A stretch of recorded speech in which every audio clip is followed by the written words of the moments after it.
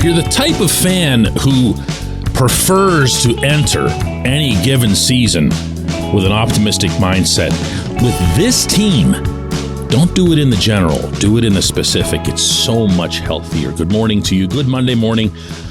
I'm Dejan Kovacevic of DK Pittsburgh Sports, and this is Daily Shot of Pirates. Comes your way bright and early every weekday if you're into football and or hockey.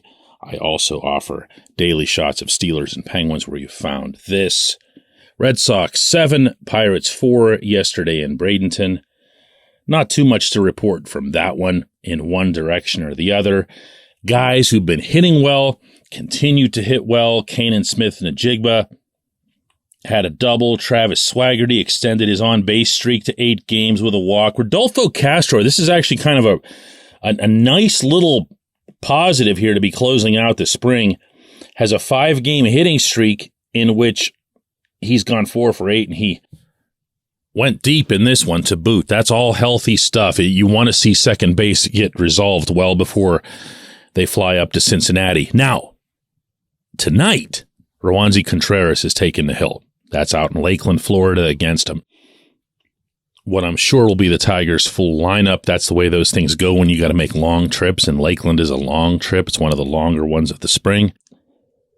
And to date, this spring, Roansy has made a total of 6 innings worth of appearances, 7 strikeouts, a 3.0 ERA. That stuff doesn't matter all that much. Going back to last season, in which he literally went up and down, meaning started out in the majors, or early on anyway, ended up going back down because of his inning counts, his career inning counts, managing those. Finished up 5-5 with a 3.79 ERA, 86 strikeouts in 95 innings, and a 1.27 whip. That's walks and hits per innings pitched. Really, really good for those of you who are new to that number. And it's a great number, by the way, a great metric to which to judge pitchers is around 1.0. Being at 1.27 is pretty nice for a starter. It's not awesome. None of these numbers that I just gave you are awesome. And yet, I'm pretty sure we can all agree that Contreras is capable of awesomeness. If you go back to when he was just blowing guys away in AA and then in AAA, he was doing so with 100-mile-an-hour fastballs. He was doing so with wipeout off-speed stuff. The guys at that level, the kids at that level, couldn't touch him. And it made you think a lot of really, really, really great things about Contreras and how he'd project in the majors. He got to the majors. He showed all that stuff. He showed that he could have that stuff translate. What he hadn't been able to show, hadn't yet had an opportunity to show, at least until I thought he came back from the minors last season, was that he could just flat out pitch. That he could just look at that batter, size up that batter who's in the box, and figure out what's the best way to beat him. Now, yeah, the game gets called now somewhat from the dugout, mostly by the catcher, and the pitcher's not really supposed to be doing a whole lot of shaking off. But it happens, and the pitcher does still have the final word when it comes to what they're throwing. And Contreras just looked a whole lot more adult, for lack of a better way to put it. Always kind of a serious dude, not too silly or anything like that. But he just looked like, okay, all right, this is real. I'm here now. I'm just going to pitch. Well, take that and combine it with now, for the first time, he's going to function without any real leash. And if you want to know what that means to a pitcher, I had a discussion in Bradenton a couple of weeks ago with JT Brubaker, who a lot of people forget. Back in 2019, when he was forced to miss that season due to injury and was actually kind of lucky to avoid surgery, the recipe for his recovery was to just manage the innings. So he came back the year after that, and was able to just get a few innings in. The year after that, he was able to escalate a few more innings. Then COVID hits, and then everything gets thrown out of whack for everybody. Last year was really the first time, and JT can find even arguments to say that even last year it wasn't the case, but that he could just go and pitch and not worry about anything, not have it back in the recesses of his mind. Oh, they're going to take me out after the fifth, or maybe I shouldn't be throwing 7,000 miles an hour, or whatever the case is. You just go out there and just let it loose.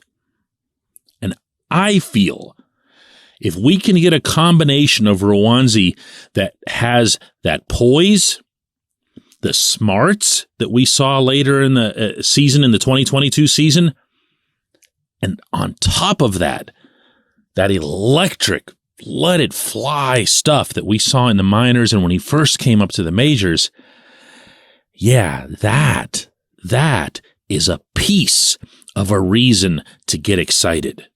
Do you see what I'm saying where the difference is? Look at the individual pieces and how many of them can escalate. The more of those that can happen, the better your team's chances. And Roansy might have as much of that as a pitcher as O'Neal Cruz does as a hitter. No lie. When we come back, J1Q. This portion of Daily Shot of Pirates is brought to you by our friends at North Shore Tavern that's directly across Federal Street from PNC Park. It's home of Steak on a Stone, an eating experience, underscoring the word experience. The steak is brought to you partially cooked on an 800-degree stone, and you do the rest. It's a ton of fun, it's a great meal, and it's a baseball atmosphere like no other in Pittsburgh. North Shore Tavern, right across Federal Street from PNC Park.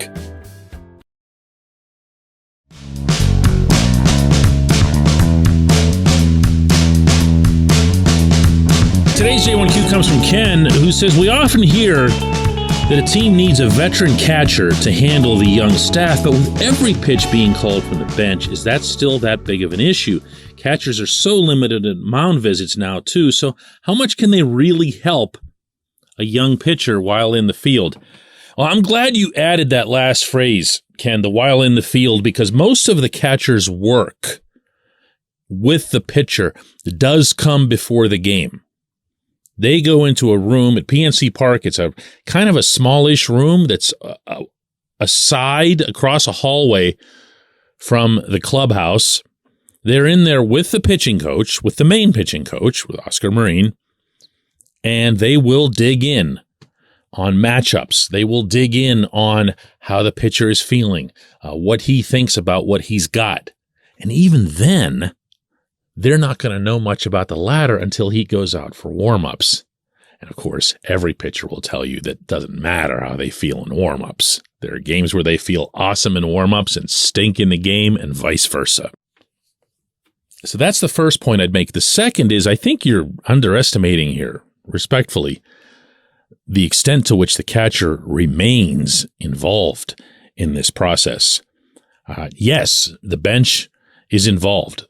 The Pirates have what's called a game planning coach. That's Radley Haddad. That's obviously kind of a new thing. He's the first game planning coach in the franchise's 137-year history. And that's a big, big part of what he does.